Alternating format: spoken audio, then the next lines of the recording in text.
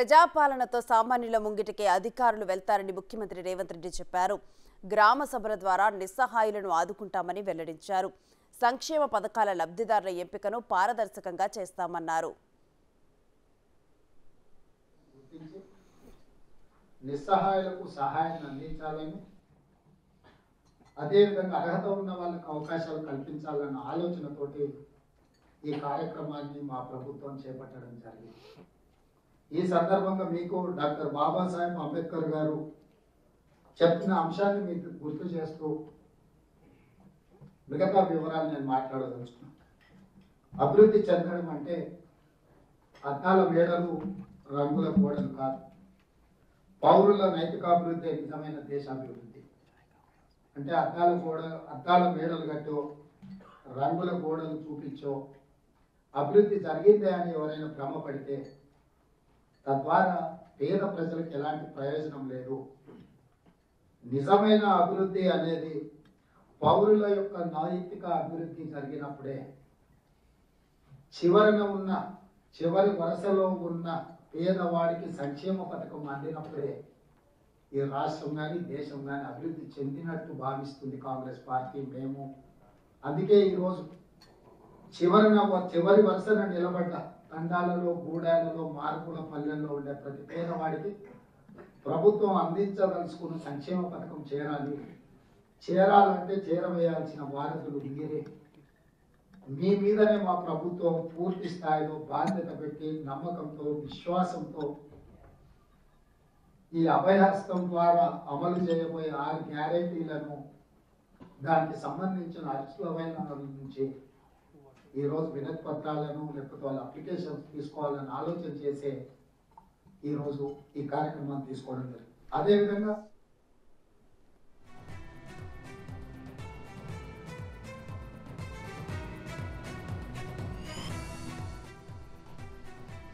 ప్రజాపాలనతోనే సామాన్యుల ముంగిటికే అధికారులు వెళ్తారని ముఖ్యమంత్రి రేవంత్ రెడ్డి చెప్పారు.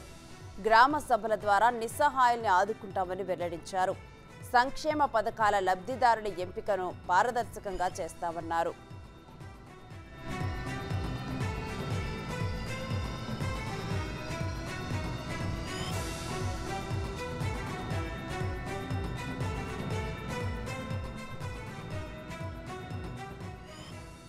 రైట్, ఇక సంక్షేమ పథకాలకి ఇటు లబ్ధిదారులను ఎంపిక చేయడానికి కూడా కలెక్టర్లతోనూ, సబ్ కలెక్టర్లతోనూ రేవంత్ రెడ్డి సమీక్ష చేయటం అనేది జరిగింది. అయితే ఈసారి ఈ ప్రభుత్వంలో అమలు చేయబోయే సంక్షేమ పథకాలకు మాత్రం లబ్ధిదారుల ఎంపిక అనేది చాలా పారదర్శకంగా చేస్తామని చెప్పి ఇటు సీఎం రేవంత్ రెడ్డి మెన్షన్ చేయడం జరిగింది.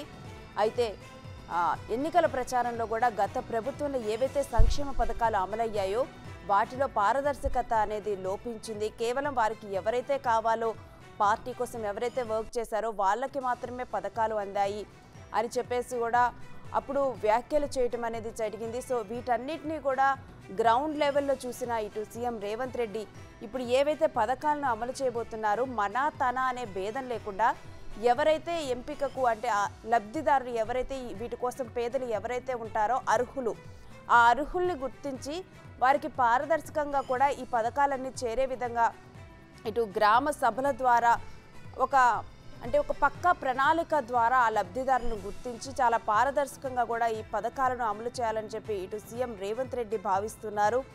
ఇక ప్రజా పాలనతోనే సామాన్యుల ముంగిటికి అధికారులు వెళ్తారని కూడా ముఖ్యమంత్రి రేవంత్ రెడ్డి స్వయంగా చెప్పారు.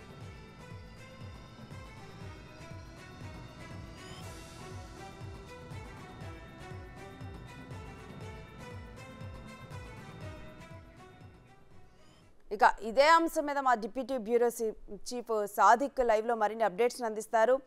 సాదిక్, ఇటు లబ్ధిదారుల ఎంపిక చాలా పారదర్శకంగా ఉంటుందని చెప్పి సీఎం రేవంత్ రెడ్డి చెప్పారు. డీటెయిల్స్ ఏంటి?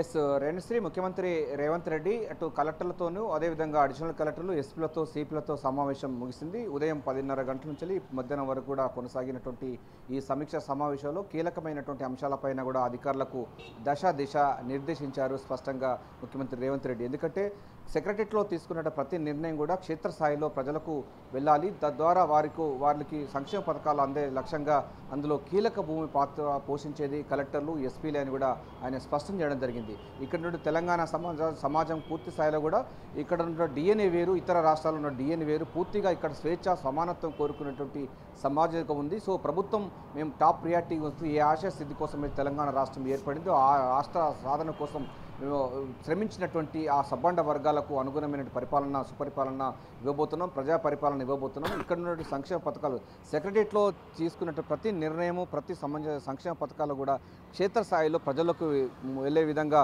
మీరు వారధులుగా ఉండాలని కూడా అధికారులకైతే ముఖ్యమంత్రి రేవంత్ రెడ్డి అయితే స్పష్టమైనటువంటి దిశ మార్గదర్శకాలు నిర్వహించడం జరిగింది.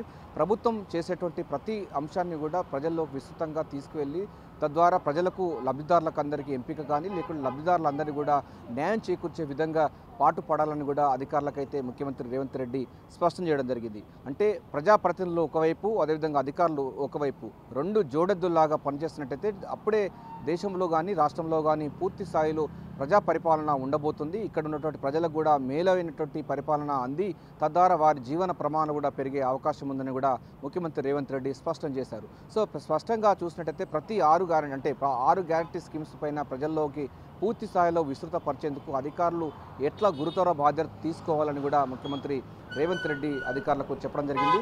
మనకు మాజీ చీఫ్ సెక్రటరీగా పనిచేసినటువంటి ఎస్ఆర్ శంకరన్ ఆదర్శంగా తీసుకుని ఆయన ప్రజాసేవ కోసం అంకితమైనటువంటి విషయాన్ని కూడా ప్రతి IAS officers, civil service officer అందరూ కూడా గమనంలో తీసుకోవాలి. ఆయన ఏ విధంగా అయితే ఏ ఆశయం కోసం అయితే ఉదయం 9 గంటలకు సెక్రటరీకి వచ్చి సాయంత్రం 6 గంటల వరకు ఉండి కూడా ప్రజా శ్రేయస్సు కోసం ప్రజలకు పూర్తి స్థాయిలో ఎటువంటి వినతులు వచ్చినా కూడా వాటన్నిటిని కూడా పూర్తి చేసి తర్వాతనే ఇంటికి వెళ్ళేటువంటి గురుతర బాధ్యత కూడా తీసుకున్నటువంటి ఎస్ఆర్ శంకరన్ లాంటి నాయకత్వం, ఎస్ఆర్ శంకరన్ లాంటి అధికారులు ఇప్పుడు కావాల్సిన అవసరం ఉందని కూడా రేవంత్ రెడ్డి అయితే స్పష్టం చేయడం జరిగింది. ఎందుకంటే ప్రభుత్వం చాలా అంశాలు కానీ చాలా విషయాలు కూడా తీసుకుంటారు, దాన్ని పూర్తి స్థాయిలో కూడా అమలు పరిచేది అధికారులు ఉంటారు కనుక డెఫినెట్గా మీరు ప్రభుత్వానికి సహకరించాలి.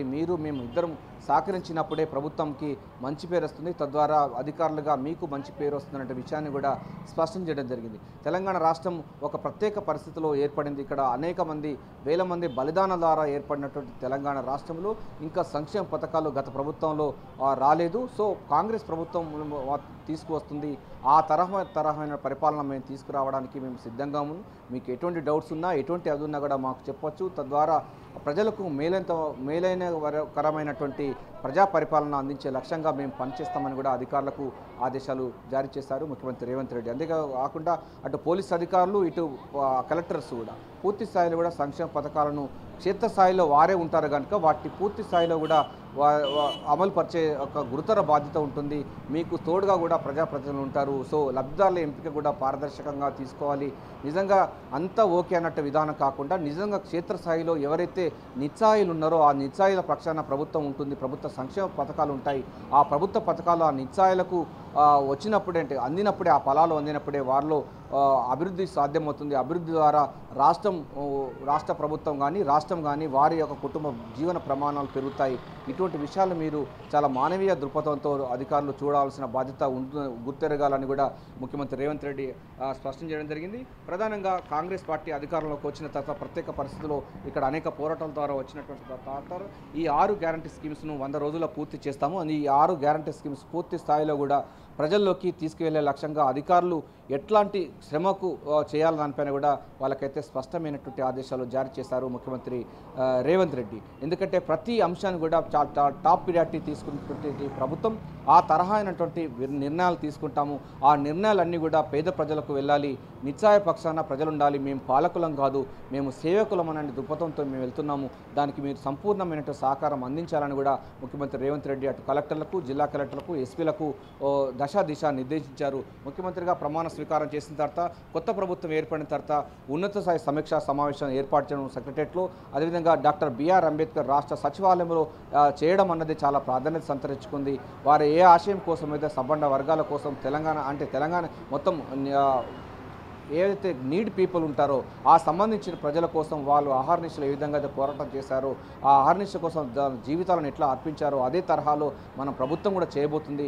మీరు ప్రభుత్వ పాలకులుగా, అంటే ప్రభుత్వం ఉన్నటువంటి బ్యూరోక్రాట్స్గా మీరు డెఫినెట్గా ప్రభుత్వ పాలసీస్ అన్నీ కూడా పూర్తి స్థాయిలో తీసుకెళ్ళాలి. దాంట్లో ప్రధానంగా చూసినట్టయితే ఎవరికైతే కావాలో, అంటే సంక్షేమ పథకాలు ఎవరికైతే అవసరం ఉంటాయో వారిని ఐడెంటిఫై చేయాలి. ఆ ఐడెంటిఫై చేయడం వల్ల ఆ ప్రభుత్వానికి కానీ లేకుంటే ఆ సామాజిక వర్గాలకు ఆ కుటుంబాలకు చేయూతనిస్తుంది. సో అటువంటి దాంట్లో పారదర్శకమైనటువంటి వాళ్ళను తీసుకోవాలి, తద్వారా ప్రజాపాలనకు సుభగం అవుతుంది. సో అటువంటి అంశాన్ని కూడా లేవనెత్తాలి. అంటే ప్రజలు మమేకమైపోయి మీరందరూ కూడా లబ్ధిదారుల ఎంపిక కూడా పారదర్శకంగా తీసుకోవాలని కూడా ముఖ్యమంత్రి రేవంత్ రెడ్డి అయితే దిశ నిర్దేశించారు. అయితే సాదిక్, మనం చూసాం గత ప్రభుత్వ హయాంలో కూడా సంక్షేమ పథకాలు అమలయ్యాయి, కానీ అర్హులకు చేరలేదు అని చెప్పి కాంగ్రెస్ ఒక నినాదం ఎత్తుకుంది. సో ఇప్పుడు అధికారంలోకి వచ్చాక కరెక్ట్గా కూడా ఆ పారదర్శకత అనేది ఒకటి మెయింటైన్ చేస్తూ ఉంది. మనం అసెంబ్లీ సమావేశాల్లో చూసినా కానీ ప్రస్తుత రాష్ట్ర బడ్జెట్ పరిస్థితి ఏంటి అని క్లియర్గా కూడా నార్మల్ పీపుల్కి కూడా అర్థమయ్యేలా అయితే కాంగ్రెస్ ఒక పారదర్శకతను మెయింటైన్ చేస్తుంది. సో ఈ పథకాల్లో కూడా అదే పారదర్శకత ఉండనుందా? ఆ డీటెయిల్స్ ఏంటి ఇప్పటి ప్రభుత్వం? అంటే ప్రధానంగా చూస్తున్నారు, అందుకోసం ప్రజావాణి ఈ నెల 28 తారీఖు నుంచి జనవరి 6 వరకు కూడా మొత్తం ప్రజావాణి కార్యక్రమం చేయకపోతుంది. ప్రతి వినతి పత్రాన్ని తీసుకుంటారు. వినతి పత్రం తీసుకున్న తర్వాత దానికి ఒక కోడ్ ఇస్తారు.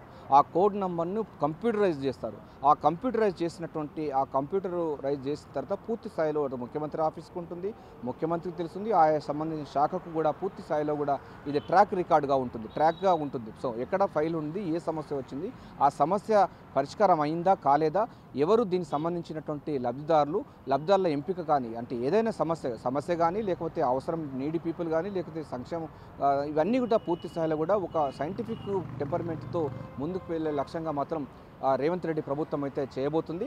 సో ఏదైనా ఒక నిస్సాయ సంబంధించిన వారికి ప్రభుత్వం నుంచి సహకారం అవ్వాలంటే అప్లికేషన్ పెట్టుకుంటే దానికి ఒక కోడ్ ఇస్తారు. ఆ కోడ్ అన్నది కంప్యూటరైజ్ అవుతుంది. ఆ కంప్యూటర్ రైజ్ అయిన తర్వాత ఇది ఏ శాఖకు బదిలీ అవుతుంది, దానికి సంబంధించిన కన్సర్న్ ప్రిన్సిపల్ సెక్రటరీ ఎవరు, దానికి సంబంధించినటువంటి మంత్రి ఎవరు, అంతా కూడా పూర్తిగా ఉంటుంది. అదే తరహాలో ముఖ్యమంత్రి ఆఫీసు కూడా ఆ యొక్క ఫైల్ అన్నది తెలిసిపోతుంది. సో ఇట్లాంటి ట్రాక్ రికార్డుగా ఉండే విధంగా ఉండబోతుంది. తద్వారా పారదర్శకమైనటువంటి పరిపాలన ఉండబోతుంది. ట్రాన్స్పరెన్సీ అన్నది చాలా టాప్ ప్రియారిటీ తీసుకుంటామని కూడా కాంగ్రెస్ ప్రభుత్వం చెప్తుంది. మనకు ఇందులో అభయస్తం మేనిఫెస్టో కూడా మాకు చాలా టాప్ ప్రియారిటీ అని కూడా కలెక్టర్లను ఉద్దేశిస్తూ ముఖ్యమంత్రి రేవంత్ రెడ్డి చెప్పడం జరిగింది. సుపరిపాలన లక్ష్యంగా ఫస్ట్ టాప్ ప్రియారిటీ చాప్టర్ 1లోనే ఆయన స్పష్టం చేయడం జరిగింది. సుపరిపాలన అందిస్తామని చెప్పడం జరిగింది. ప్రతి వారికి ప్రస్తుతం ఉన్నటువంటి బీఆర్ఎస్ ప్రభుత్వం తరహా కాకుండా, నిరంకుశ పరిపాలన కాకుండా ప్రజా పరిపాలన తీసుకువస్తామని ఏదైతే చెప్పారో ఆ తరహమైన పరిపాలన అందిస్తాము కనుక మొత్తం మేము పారదర్శకత పరిపాలన అందిస్తామని కూడా చాప్టర్ 1లో పొందుపరిచింది ఈ అభయస్తం మేనిఫెస్టోలో. సో అందులో భాగంగానే టాప్ ప్రియారిటీగా ఈ 6 గ్యారంటీ స్కీమ్స్ను తీసుకెళ్తారు కనుక ఎవరి అప్లికేషన్ పెట్టుకున్నా వారి పూర్తి స్థాయిలో కూడా పారదర్శకమైనటువంటి అంశాన్ని కూడా మేము టాప్ ప్రియారిటీ ఇస్తాం. వాళ్ళు ఆన్లైన్లో చేస్తున్నా లేకపోతే డైరెక్ట్ ఇచ్చినా కూడా కోడ్తో సహా పూర్తి స్థాయిలో ముఖ్యమంత్రికి తెలుస్తుంది, మంత్రులకు తెలుస్తుంది, ఆ తరహా సంబంధించినటువంటి అధికారులకు అందరికీ చేరవేస్తుంది కనుక డెఫినెట్గా పారదర్శకంగానే లబ్ధిదారుల ఎంపిక ఉండబోతుంది. ప్రజా పరిపాలనలో డెఫినెట్గా నిస్సాయుల పక్షాన ప్రభుత్వం నిలుస్తుంది. వారికి సంక్షేమ పథకాలు అందిస్తామని కూడా ముఖ్యమంత్రి రేవంత్ రెడ్డి స్పష్టం చేశారు. ఆ తరహా సంబంధించిన పరిపాలన కొనసాగుతున్న నేపథ్యంలోనే అధికారులు కూడా మీరు కూడా గురుతర బాధ్యతతో పనిచేసి వారిలో మంచి పేరు తీసుకురావాలి, అంటే ప్రభుత్వానికి మంచి పేరు తీసుకురావాలి, తద్వారా మీరు కూడా ఉండాలి. ఎందుకంటే చాలామంది ఐఏఎస్ ఆఫీసర్స్ బదిలీ అయినప్పుడు చాలామంది పౌర సమాజం వాళ్ళకి సన్మానించినటువంటి సందర్భాలని, ఉదాహరణకు మనకి ఇప్పటిదాకా చెప్పుకున్నట్టు ఎస్ఆర్ శంకరన్ లాంటి మహానుభావులు కూడా ఐఏఎస్ ఆఫీసర్గా పనిచేసి రిటైర్డ్ అవుతున్న నేపథ్యంలో సబ్బండ వర్గాలు వచ్చి వారికి సన్మానం చేసిన సందర్భాలని ఆయన హయాంలోనే రెసిడెన్షియల్ స్కూల్స్ వచ్చినటువంటి పరిస్థితి ఉంది. సో మీరు ప్రజలతోని మమైకమైతే మీరు బదిలీ అయినా కూడా పౌర సమాజం వచ్చి మిమ్మల్ని హత్తుకుంటుంది. అదే తరహా రకంగా మీరు పనిచేయాలి. ప్రభుత్వం కూడా ఆ తరహా అయినటువంటి పరిపాలన అందిస్తుంది. సో ప్రజల్లో మమేకమై మీరు పనిచేసినట్లయితే డెఫినెట్గా సంక్షేమ పథకాలు కింది స్థాయిలో పోతాయి. తద్వారా వారందరూ కూడా ఆర్థిక అభ్యున్నతి చెందుతారు. సంక్షేమ పథకాల అభివృద్ధి అంటే సంక్షేమ పథకాలు వారికి చెందుతాయి. తద్వారా వాళ్ళు కొనుగోలు శక్తి పెరుగుతుంది, వారి కుటుంబాలు బాగుపడతాయి. తద్వారా మీకు మంచి పేరు వస్తుంది, ప్రభుత్వానికి మంచి పేరు వస్తుంది, సొసైటీ కూడా మంచి సొసైటీ వస్తుంది. అందుకోసం గురుతరంగా బాధ్యత వహించాలని కూడా అధికారులకైతే ముఖ్యమంత్రి రేవంత్ రెడ్డి అయితే దిశ నిర్దేశించారు. Thank you Sadiq.